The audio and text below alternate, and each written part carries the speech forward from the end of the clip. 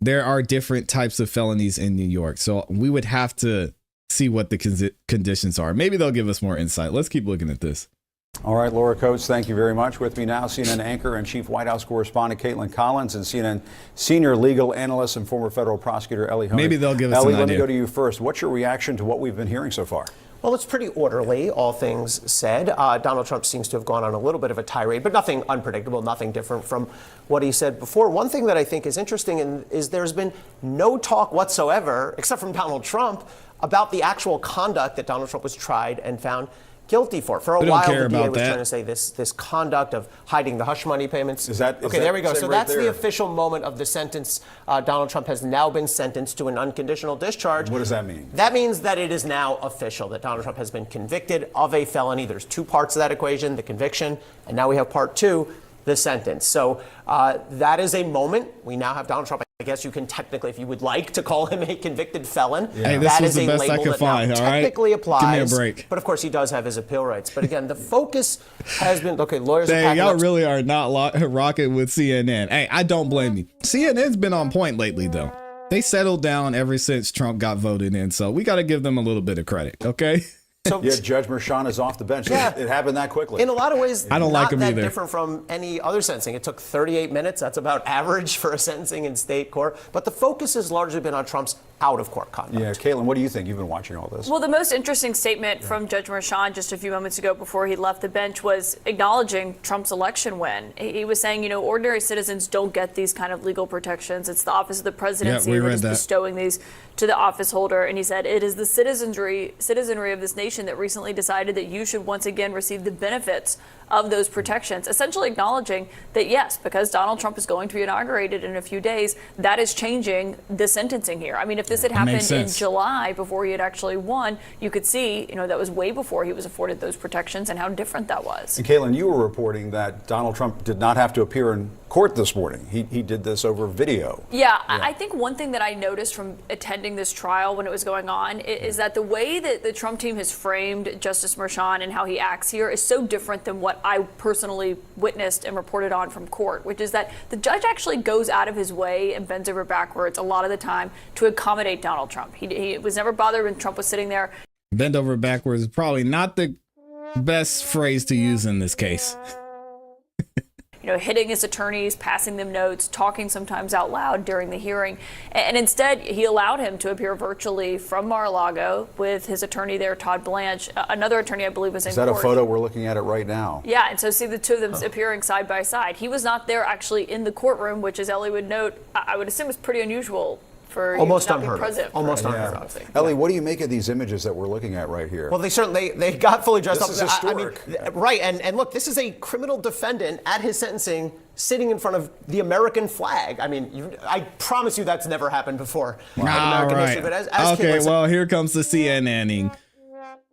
Now they're CNNing. Oh, look, he's sitting in front of the American flag. Wow. Oh, I want to find out what this means. Let's keep going with CNN.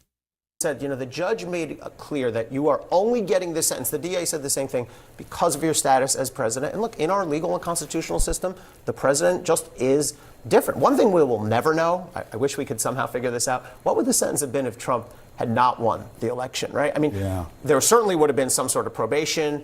Judge Merchan, would he have sentenced to prison? It's one of those hypotheticals we'll never know. Because Laura Coates was saying just a few moments ago that this was essentially a slap on the wrist. This is actually less than that. I was going to say, at least you feel a slap on the wrist. I'm not sure that this is even that. But again, it does make the conviction official. Caitlin, I mean, if we could show that image one more time of Trump with his attorney there in that monitor, that is something else. And at one point, I think we just saw an image of him sort of pointing his finger. There it is.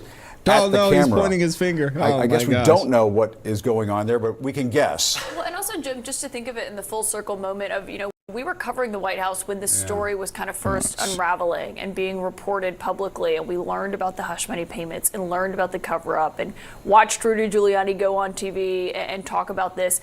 That was so interesting, and to see how that has developed from this moment to now, Trump appearing virtually for this sentencing, which, his attorneys and people in his orbit, his top advisors, had argued this is pretty much a best case scenario from where we were when this guilty verdict came down last May. They, a lot of options, as Ellie noted, had he lost, could have happened here. And so they were arguing essentially take this and go with it. But Trump himself doesn't want to be sworn in as a convicted felon. He now will be as a result of this.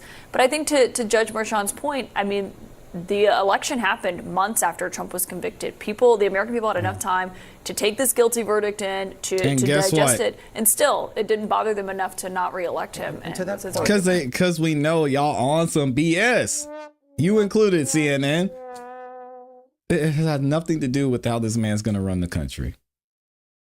You know, people have said that Donald Trump has just completed the greatest political comeback ever in our history. Maybe I'm not a political expert, but legally, think back a year and a half ago. I don't believe there's ever been another human being in the history of this country who's been under 4 separate simultaneous indictments in 4 separate jurisdictions. He was looking at 4 trials.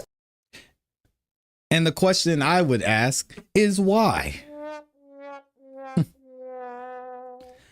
We know, y'all mentioned a couple names in the comments. Bill Clinton.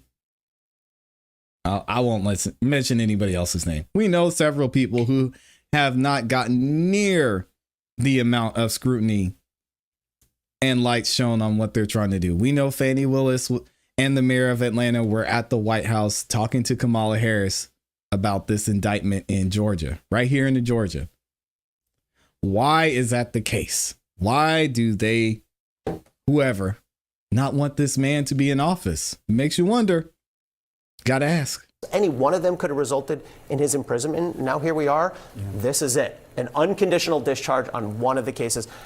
Completely impossible to have predicted this a year and a half ago. Yeah, he pulled off this incredible political comeback, but at the same time, he is going to be making history. He is going to be entering the White House as a convicted felon until he's able to deal with this in the courts as that legal process continues. Is that essentially it? That is correct. He is a convicted felon now. He will be 10 days from now when he takes the oath of office. But again, important to keep in mind, like all defendants, he has his appeal rights. That'll take many, many months. So it could happen that... And he could go from the White House to the courthouse or appear virtually from the White House as this appellate process continues on? Yeah, so defendants don't usually physically appear for their appeals. It's done on paper with briefs. And then when there's oral arguments, his lawyers, Caitlin raises a good question. Who's even going to do this? Because his whole team is coming with him to the administration. He'll find someone. But the lawyers do the oral argument. Defendants usually do not attend those arguments, but, 6-8 months from now. Yeah. And again, y'all ask yourself a question. Why is that the case? CNN so accurately pointed out we have all these indictments coming out against this man. It makes you wonder why. Ask yourself that. Let me know what you think in the comments and in the chat. Michi is up in here with the 10 bomb. Shout out to Michi. She says, I absolutely hate CNN, MSNBC, etc. You can't get the entire truth out of most mainstream media. That's true. Do your own research. Knowledge is power. 1000% Michi.